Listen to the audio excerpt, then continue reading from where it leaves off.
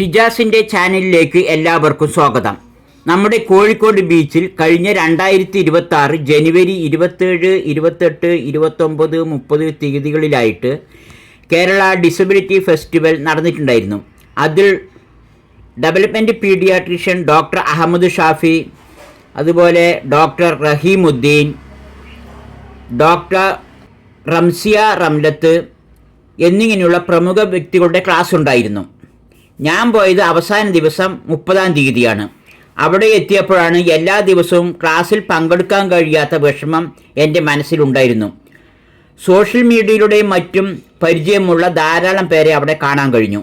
KLF പരിപാടിയിൽ നമ്മുടെ കുട്ടികൾ പൂമ്പാറ്റകളെപ്പോലെ ഓടിപ്പാറിക്കളിച്ച് സന്തോഷത്തോടുകൂടി നടക്കുന്നുണ്ടായിരുന്നു. പൊതുവെ ഇത്തരം കുട്ടികളെയും രക്ഷിതാക്കളെയും കാണുമ്പോൾ അവരുടെ മുഖത്ത് ഒരു സന്തോഷം പൊതുവെ കാണാറില്ല. മുഖത്തു നിന്നും അവരുടെ വിഷമം നമുക്ക് വായിച്ചെടുക്കാൻ കഴിയും. ഇവിടെ കുട്ടികളെയും രക്ഷിതാക്കളെയും കാണാൻ കഴിഞ്ഞത് എല്ലാവരിലും സന്തോഷവും ചിരിച്ചും കളിച്ചും വലിയ സന്തോഷമായിട്ടാണ് കാണുവാൻ കഴിഞ്ഞത്. നമ്മളെയും നമ്മുടെ കുട്ടികളെയും ചേർത്ത് പിടിക്കുന്നതിനും ഒരു കൂട്ടം ജനങ്ങൾ നമ്മുടെ കൂടെ ഉണ്ട്, അല്ലെങ്കിൽ മുന്നോട്ട് വരുന്നുണ്ട് എന്നുള്ള പ്രതീക്ഷയും വിശ്വാസവുമായിരിക്കാം. ഞങ്ങൾ ഒറ്റയ്ക്കല്ല എന്ന വിശ്വാസമായിരിക്കാം. ഈ ജനങ്ങൾ എന്തൊക്കെയോ നമ്മൾക്ക് വേണ്ടി ചെയ്യുന്നുണ്ട് എന്നുള്ള പ്രതീക്ഷയായിരിക്കാം. അതായിരിക്കും മുഖത്തിലുള്ള ഈ സന്തോഷങ്ങൾ. ഇത് നമ്മുടെ അബൂട്ടിയും ഉമ്മയുമാണ്. പരിവാർ എന്ന സംഘടനയിലൂടെയാണ് ഇവർ പ്രവർത്തിക്കുന്നത്. ഇവരെല്ലാവരും നമ്മൾ സിജുക്കുട്ടനിലൂടെയാണ് ഇവരിനെ എല്ലാവരും പരിചയപ്പെടാൻ കഴിഞ്ഞത്. കോഴിക്കോട് കോർപ്പറേഷൻ, പരിവാർ, തണൽ എന്നിങ്ങനെ 30ഓളം സന്നദ്ധ സംഘടനകളും അതേമാതിരി മലബാർ ഗോൾഡ് എന്നിങ്ങനെയുള്ള നന്മ മനസ്സുള്ള സാമൂഹ്യ പ്രവർത്തകരുടെയും സഹായ സഹകരണത്തോടെയാണ് ഈ പരിപാടി നടപ്പിലാക്കിയിട്ടുള്ളത് എന്നാണ് മനസ്സിലാക്കാൻ കഴിഞ്ഞത്. ഇങ്ങനെയുള്ള ഫെസ്റ്റിവൽ കൊണ്ട് ഭിന്നശേഷി മേഖലയിൽ വലിയ മാറ്റങ്ങൾ കൊണ്ടുവരാൻ കഴിയുമെന്നാണ് വിചാരിക്കുന്നത്. നമ്മൾ അനുഭവിക്കുന്ന പ്രശ്നങ്ങൾ മറ്റൊരാൾ കേൾക്കുവാനും മനസ്സിലാക്കുവാനും ഉണ്ട് എന്ന് നമ്മൾക്ക് അറിയുമ്പോൾ തന്നെ വലിയൊരു സമാധാനമാണ് കിട്ടുക. 21ഓളം വ്യത്യസ്ത ഡിസബിലിറ്റികളെക്കുറിച്ച് മനസ്സിലാക്കുവാനും എക്സ്പീരിയൻസ് സോൺ ഒരുക്കിയിട്ടുണ്ട്. അതിൽ നമ്മൾക്ക് എക്സ്പ്ലോർ ചെയ്യാം. അപസ്മാര ചികിത്സയ്ക്ക് വേണ്ടി നമ്മുടെ യൂസുഫ് ഖാൻ്റെ മകൾ ചെറിയ കുട്ടി കഴിച്ച മരുന്നുകളാണ് ഈ മരുന്നുകളുടെ ബോട്ടിലുകളാണ് ഈ മരത്തിലൊക്കെ കെട്ടിത്തൂക്കി വെച്ചിട്ടുള്ളത്. ആ ചെറിയ കുട്ടി എത്ര മരുന്നാണ് കഴിച്ചിട്ടുള്ളത് എന്നുള്ളത് നമുക്ക് ഈ ബോട്ടിലൂടെ മനസ്സിലാക്കാൻ പറ്റും. 21ഓളം വ്യത്യസ്ത ഡിസബിലിറ്റികളെക്കുറിച്ച് മനസ്സിലാക്കുവാനും അവർ അനുഭവിക്കുന്ന പ്രശ്നം നമ്മൾക്ക് സ്വയം മനസ്സിലാക്കുവാനുള്ള സാഹചര്യം അവിടെ ഒരുക്കിയിട്ടുണ്ട്.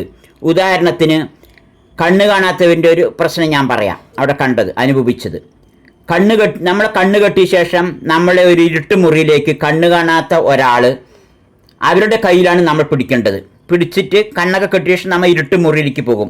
ആ സമയത്ത് നമ്മൾ അനുഭവിക്കുന്ന ബുദ്ധിമുട്ടുകൾ നമ്മൾ സ്വയം അനുഭവിച്ച് മനസ്സിലാക്കുകയാണ്. അവിടെ ട്രെയിൻ വരുന്നുണ്ട്, ട്രെയിനിൻ്റെ സൗണ്ട് വരുന്നുണ്ട്. അപ്പോൾ ട്രെയിൽ പാളമുണ്ട്. ആ കല്ലും മെറ്റലുകളും ആ പാളത്തിലൂടെ നമ്മൾ നടന്നു പോകണം. ഇരുട്ടത്ത് കണ്ണൊക്കെ കെട്ടിയിട്ടുണ്ടാവും. ട്രെയിൻ വരുന്ന സൗണ്ട് കേൾക്കാം. പിന്നെ പച്ചക്കറി മാർക്കറ്റ്, ഒരു മാർക്കറ്റിലുള്ള എല്ലാ സൗണ്ടുകളും അവിടെ ഉണ്ടാവും. വെണ്ടയ്ക്ക, വഴുതിരിങ്ങ, കിലോന് എന്നൊക്കെ പറയുന്ന വിലകളൊക്കെ ഉണ്ടാവും. അപ്പോൾ നമ്മൾക്ക് ഈ സാധനങ്ങളൊക്കെ തൊട്ട് മനസ്സിലാക്കാം. വെണ്ടയ്ക്കയും തക്കാളി, ഉരുളക്കിഴങ്ങ് ഇതൊക്കെ തൊട്ട് നമ്മൾ മനസ്സിലാക്കാം. ഇരുട്ടത്ത് നമുക്ക് കണ്ണൊന്നും കാണില്ല, മനസ്സിലാക്കാൻ പറ്റും. അതേപോലെ ഉത്സവപ്പറമ്പിൽ പോയാൽ പീപ്പ, ചെണ്ട, പടക്കം പൊട്ടുന്ന സൗണ്ടുകൾ, അവിടുത്തെ ആ സീനുകളൊക്കെ നമുക്ക് അവിടെ അതൊക്കെ സൃഷ്ടിച്ച് വെച്ചിട്ടുണ്ടാവും. അപ്പോൾ അതിലൂടെ അവിടെ വിൽക്കുന്ന കച്ചവടങ്ങൾ അതൊക്കെ തൊട്ട് മനസ്സിലാക്കാം. സാധനം വിൽക്കുന്നതും അവിടുത്തെ സൗണ്ടുകളൊക്കെ നമുക്ക് മനസ്സിലാക്കാൻ പറ്റും. എല്ലാ സൗണ്ടിലൂടെയാണ് മനസ്സിലാക്കുന്നത്. ഇത് നമ്മൾ അനുഭവിച്ച് പുറത്തു വരുമ്പോഴേക്കും കണ്ണ് കാണാത്ത ഒരു വ്യക്തി എത്രത്തോളം ബുദ്ധിമുട്ടുണ്ട് എന്നുള്ളത് നമ്മൾ സ്വയം അവിടെ അനുഭവിച്ച് പഠിക്കുകയാണ്. അപ്പോൾ നമ്മൾ ഏതെങ്കിലും ഒരു അവസ്ഥയിൽ, ഒരു സാഹചര്യത്തിൽ ഒരു കണ്ണ് കാണാത്ത ഒരു വ്യക്തിനെ കാണുമ്പോൾ അവർക്ക് എന്ത് സഹായം ചെയ്യണം, അല്ലെങ്കിൽ ഈ ഓർമ്മ നമുക്ക് വരികയാണ്. അങ്ങനെ അവർക്ക് വേണ്ട ഹെൽപ്പ് നമുക്ക് ചെയ്യാൻ സ്വയം തോന്നും. അവരുടെ കഷ്ടം എന്താണെന്ന് നമുക്ക് സ്വയം നമ്മൾ മനസ്സിലാക്കിയെടുക്കാൻ ഇതിലൂടെ കഴിയണം. ഇതേപോലെ തന്നെയാണ് പലതരം ഉയരം കുറഞ്ഞവർ അനുഭവിക്കുന്നത്, കൂടിയവർ അനുഭവിക്കുന്നത്, അതേമാതിരി വീൽ ചെയറിൽ പോണവർ അനുഭവിക്കുന്നത്, വടികുത്തി പോണവർ അനുഭവിക്കുന്നത്, വ്യത്യസ്തമായ കാല് കൈകൾ കുറവുള്ളവർ, അങ്ങനെ പല 20ഓളം വ്യത്യസ്ത അനുഭവമുണ്ട്. ഓട്ടിസം ഉള്ളവർ, അങ്ങനെ ഇവരൊക്കെ അനുഭവിക്കുന്ന അനുഭവങ്ങളൊക്കെ നമ്മൾ സ്വയം അവിടെ എക്സ്പീരിയൻസ് ചെയ്ത് നമ്മളത് അനുഭവിച്ചിട്ടാണ് നമ്മളത് പുറത്തുനിന്ന് വരുന്നത്. അങ്ങനത്തെ ഒരു രീതിയാണ് അവിടെ ഉള്ളത്. അപ്പോൾ നമുക്ക് സാധാരണ ജനങ്ങൾക്ക് ഇതിൻ്റെ കഷ്ടം മനസ്സിലാക്കാൻ പറ്റും. അത് മനസ്സിലാക്കിയ ശേഷം അവരിൽ എങ്ങനെ ഒരു സ്നേഹത്തോടെ അവരിന് പെരുമാറണം, എങ്ങനെ ചേർത്ത് പിടിക്കണം എന്നുള്ള ഒരു അനുഭവമാണ് നമുക്ക് അവിടെ നിന്ന് കിട്ടുക. ഇപ്പോൾ ഉയരം കൂടിയ ആളാണെങ്കിൽ ഒരു ബസ്സിൽ സീറ്റിൽ ഇരുന്ന് കഴിഞ്ഞാൽ അവർക്ക് കാല് അപ്പുറത്തേക്ക് മുട്ടും, അവർക്ക് ചരിഞ്ഞിരിക്കണം, ഭയങ്കര കഷ്ടമാണ്, അവർ തലമുട്ടും. അതേമാതിരി ഉയരം കുറഞ്ഞ ഒരാൾ ബസ്സിൽ കയറണമെങ്കിൽ അവർക്ക് നല്ല കഷ്ടമാണ്, കാല് പൊക്കി വെക്കണമെങ്കിൽ, ഇറങ്ങുമ്പോഴും അതേമാതിരി കഷ്ടം തന്നെയാണ്. അതേമാതിരി അവർക്ക് ഒരു അലമാറിയിൽ നിന്ന് ഒരു സാധനം കൊടുക്കണമെങ്കിൽ, കൈ കഴുകണേ, വാഷ് ബേസിനിൽ കൈ കഴുകണമെങ്കിൽ, ക്ലോസറ്റിൽ പോയി ഇരിക്കണമെങ്കിൽ എല്ലാം ബുദ്ധിമുട്ട് തന്നെയാണ്. അപ്പോൾ അതവിടെ നമ്മൾ സ്വയം അനുഭവിച്ചറിയണത്. പിന്നെ അതുമാതിരി വഴുക്കലുള്ള സ്ഥലത്തൂടെ വടികുത്തി പോകുമ്പോൾ, കണ്ണ് കാണാത്തവർ വടികുത്തി പോകുമ്പോൾ, കണ്ണ് കാണുന്നവരാണെങ്കിലും ഈ കയ്യും കാലിനൊക്കെ ഇത്തിരി ശേഷി കുറഞ്ഞവരൊക്കെ വടികുത്തി പോകുമ്പോൾ, വയസ്സായവർ വടികുത്തി പോകുമ്പോൾ അവിടെ സ്ലിപ്പാകണതും, അവർക്ക് തപ്പി പോകുമ്പോൾ വടിയിലുള്ള ഊന്നാനുള്ള ബുദ്ധിമുട്ടുകളും വീൽ ചെയറിൽ കയറാനുള്ള ബുദ്ധിമുട്ടുകളും ഇതെല്ലാം അവിടെ നമ്മൾ മനസ്സിലാക്കി പഠിക്കുന്നു. ഇതൊരു വലിയൊരു അനുഭവം തന്നെയാണ്. ഇത്തരം എക്സിബിഷനുകളും ഇതേമാതിരിയുള്ള പരിപാടികളും ഫെസ്റ്റിവലൊക്കെ എല്ലാ ജില്ലകളിലും വെക്കണം. അങ്ങനെ കോളേജ് കുട്ടികൾ, സ്കൂൾ കുട്ടികൾ മുതൽ തൊട്ട് എല്ലാവർക്കും, സാധാരണ ജനങ്ങൾക്കും ഇത് അനുഭവിപ്പിക്കണമെന്നാണ് എനിക്ക് പറയാനുള്ളത്. ചെറിയ വളർന്നു വരുന്ന കുട്ടികളിലാണ് ഈ മാറ്റം കൊണ്ടുവരേണ്ടത്. താഴെ തട്ടുള്ള വിദ്യാഭ്യാസം മുതൽ തൊട്ട് ഇവരെ എങ്ങനെ സ്നേഹിക്കണം, ഇവരോട് എങ്ങനെ പെരുമാറണം എന്നുള്ള ഇത് സ്കൂൾ തലത്തിൽ നിന്ന് തുടങ്ങണം. പുതിയ തലമുറയെ വാർത്തെടുക്കുമ്പോഴാണ് വരും തലമുറയ്ക്ക് എന്തെങ്കിലും ഗുണം കിട്ടുകയുള്ളൂ. നമ്മൾ സ്വയം അനുഭവിച്ചറിയുമ്പോഴാണ് ഇവരെ ചേർത്ത് പിടിക്കേണ്ടവരാണ് എന്ന് നമുക്ക് സ്വയം മനസ്സിലാക്കാൻ കഴിയുന്നു. സമൂഹം ഇവരെ ചേർത്ത് പിടിക്കണം, അത് അവർ അർഹിക്കുന്നു, അതവർ ആഗ്രഹിക്കുകയും കൂടി ചെയ്യുന്നു. അത് നമ്മൾ മനസ്സിലാക്കി വേണം പ്രവർത്തിക്കേണ്ടത്. നമ്മുടെ മനസ്സിലെ മനോഭാവം എന്ന് മാറ്റുന്നുവോ അന്നാണ് ഇവർ അനുഭവിക്കുന്ന ബുദ്ധിമുട്ടുകളിൽ എന്തെങ്കിലും ഒരു പരിഹാരം ആകുകയുള്ളൂ. ഭിന്നശേഷി സൗഹൃദ അന്തരീക്ഷം എന്ന് പറയുന്നത് അത് നടപ്പിലാക്കുന്നതിനും പ്രവർത്തിക്കുന്നതിനും നമ്മൾ എല്ലാം വളരെ പിറകിലാണ്. പൊതുസമൂഹം മാറി ചിന്തിക്കുമ്പോഴാണ് ഭിന്നശേഷി സൗഹൃദം ആകുകയുള്ളൂ. വിദ്യാഭ്യാസ തലത്തിൽ തന്നെ ഇത് തുടരണം. താഴെത്തട്ടിൽ നിന്ന് തുടങ്ങി വന്നാലാണ് വരും തലമുറ മാറ്റങ്ങൾ ഉണ്ടാക്കിയെടുക്കാൻ കഴിയുകയുള്ളൂ. UK പോലുള്ള രാജ്യങ്ങൾ ഭിന്നശേഷിക്കാർക്ക് വേണ്ടിയാണ് എല്ലാ മുൻഗണനയും കൊടുക്കുന്നത്. പക്ഷെ നമ്മുടെ ഇന്ത്യ രാജ്യത്തിൽ കേരളം നല്ല മുൻഗണന തന്നെ കൊടുക്കുന്നുണ്ട്. മറ്റു സ്റ്റേറ്റുകളെ അപേക്ഷിച്ച് നോക്കുമ്പോൾ മുന്നിൽ തന്നെയാണ്.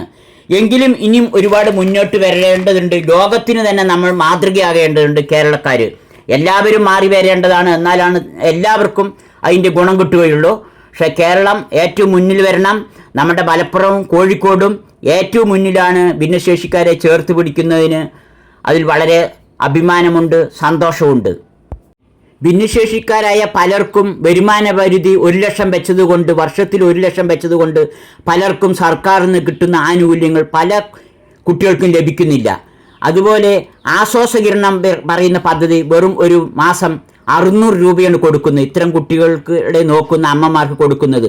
അത് തന്നെ 2-3 വർഷമായിട്ട് അപേക്ഷിച്ച പലർക്കും കിട്ടുന്നുമില്ല. ഇനി അത് കൊടുക്കുന്നൊക്കെ പറയുന്നുണ്ട്. പക്ഷേ ആ 600 പോരാ. ഒരു മാസം ഭിന്നശേഷി കുട്ടികളെ എവിടെയും പോകാതെ നോക്കുന്ന ഈ അമ്മമാർക്ക് 600 എവിടെയും പോരാ. ചില കുട്ടികൾ 1, 2, 3 ഉള്ള കുട്ടികളുണ്ട്. അവർക്ക് എവിടെ പോകാനും പറ്റില്ല. പിന്നെ വിട്ട് ഒരു കല്യാണത്തിന് പോകാനോ ഹോസ്പിറ്റലിൽ പോകാനോ ഒന്നിനും പറ്റുകയില്ല. അതുപോലെ പിന്നെ ഹോസ്പിറ്റലിൽ പോയി അവർ കാവൽ നിൽക്കണം, വളരെ ബുദ്ധിമുട്ടാണ്. ബസ്സിൽ പോയാൽ കാവൽ നിൽക്കണം, കയറാൻ കാവൽ നിൽക്കണം, സീറ്റ് കൊടുക്കില്ല. ഹോസ്പിറ്റലിൽ പോയാൽ ഇവർക്ക് മുൻഗണനയില്ല. ഹോസ്പിറ്റലിലൊന്നും ഇവർ വെയിറ്റ് ചെയ്ത് നിൽക്കണം, ഇവർ ദേഷ്യപ്പെടും. പല്ല് പറിക്കണമെങ്കിൽ, നമ്മുടെ പല്ല് പറിക്കണമെങ്കിൽ വെറും നമുക്ക് 300-500 മതി. ഈ ഓട്ടിസമാതിരിയുള്ള കുട്ടികൾക്ക് പറിക്കണമെങ്കിൽ അതിന് ഫുള്ള് മയക്കണം. ഒരു പല്ല് പറിക്കണമെങ്കിൽ അവർക്ക് 30,000-40,000 ചിലവാണ്. ഇതേമാതിരിയാണ് അവൻ്റെ ജീവിതത്തിൽ വരുന്ന എല്ലാ കാര്യത്തിനുള്ള ചിലവും. ഇത് മനസ്സിലാക്കിയിട്ടാണ് നമ്മൾ അവർക്ക് വേണ്ടി എല്ലാ സഹായങ്ങളും ചെയ്യേണ്ടത്. അടുത്ത വർഷം 2027 ജനുവരി 27, 28, 29, 30 തീയതികളിൽ ഇതിനേക്കാൾ നല്ല രീതിയിൽ ഇത് നടത്തണമെന്ന് ഇദ്രീസ് സാറ് പ്രഖ്യാപിച്ചിട്ടുണ്ട്. അതിൽ എല്ലാവരും പങ്കെടുക്കണം. എല്ലാ ജനങ്ങൾക്കും ആശംസകൾ. Thank you.